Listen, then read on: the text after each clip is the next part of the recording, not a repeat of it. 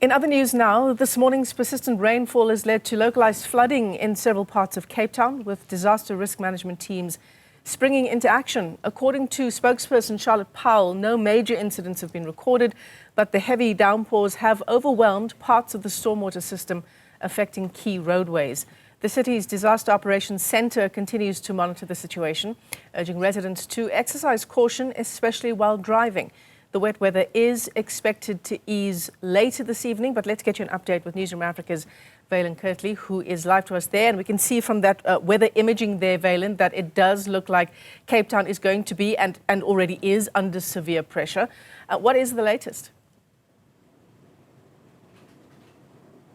Thank you very much, Michelle. Yes, it is under pressure. The South African Weather Service announced on Friday that there would be a mature cold front that would be making landfall in the beginning of this week. We did have a little bit of rain and some wind last night, but really today it has been significantly stronger, leading to that localized flooding and those warnings from disaster management in the city of Cape Town. So we're at the South African Weather Service's office in the Western Cape. Their senior meteorologist is Wayne just to give us an idea of how significant this is and what some of the things to look out for residents, road users, and those not only in the Western Cape but across the Cape Province, Northern Cape as well as Eastern Cape and into the interior can expect today as well as the rest of the week. Wayne, thanks for chatting to Newzroom Afrika. Is this something that is quite unusual? I know that when the Weather Service actually released the statements on Friday, they said that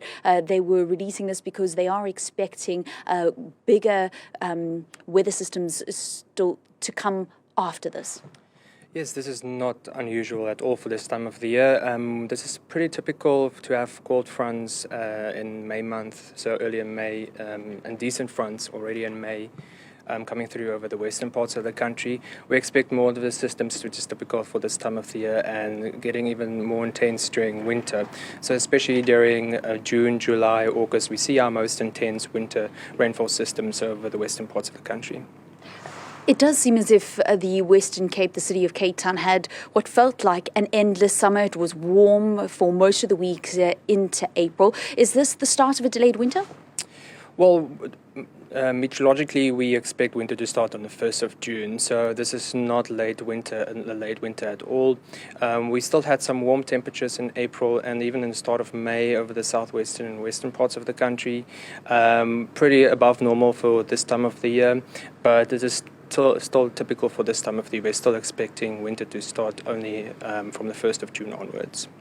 What should people be aware of, and where should they really be taking caution here in the Western Cape and even outside of the province, Northern Cape and the Eastern Cape, where this cold front is really affecting? Yes, so we do have a few warnings in place for today. We do have damaging winds, especially along our western and southern coastline of the Western Cape, as well as the coastline of the Northern Cape for today. And also with that, associated with that, we do have higher waves coming through as well along our coastal areas. So maritimers should be cautious with the higher waves, especially along our west and south coast. That's going to extend into tomorrow as well. And then we also have a possibility of disruptive rainfall, especially during the course of this morning and into the early afternoon over the western parts of the Western Cape. That's mainly due to this frontal system coming in during the morning hours, and we expect around 20 to 30 millimeters widely over the western parts of the Western Cape and even into the western parts of the Northern Cape as well. But it could exceed 50 and even up to 70 millimeters in the mountainous areas. So we do expect localized flooding, especially near our informal settlements and then even in low-lying areas and low-lying bridges. So people should be aware of that as well. And that's where it's so critical that those stormwater drains remain clear in order to mitigate the effects of those expected localized flooding incidences. Anything else that people should be aware of, and how long can we expect this system to be making South Africa really chilly? Yes, so for tomorrow we still have summer warnings still in place. Parts of the Eastern Cape coastal areas, even extending into the KwaZulu-Natal coast, could see some strong gale force winds along those coastal regions as well. And we do have a possibility of some snowfall going into the Eastern Cape interior as well, even in Lesotho, southern Drakensberg areas. That could possibly be disruptive as well, so people should be aware, especially if they're traveling in those areas. And then we still have the waves and strong winds along our coastal areas for tomorrow, especially along the western and southern coastline, and that's expected to spread even during the course of tomorrow along the eastern coastline of South Africa as well.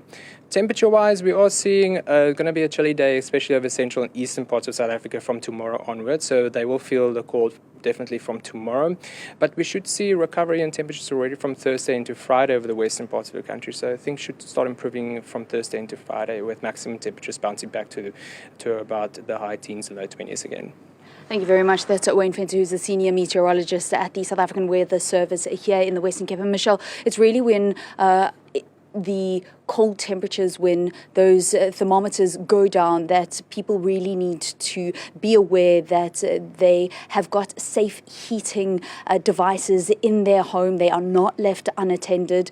We hear far too many stories, one happening in the center of the country just yesterday, where heating devices are left unattended and with fatal and tragic outcomes. So I suppose as we now start to prepare, we need to also be vigilant. But for today, from the Cape Town Disaster Management, the warning is for road users to be aware. And from the South African Weather Service, saying that there will be difficulty in navigation at sea, localized disruptions in small harbours, and localized disruptions to beachfront activities.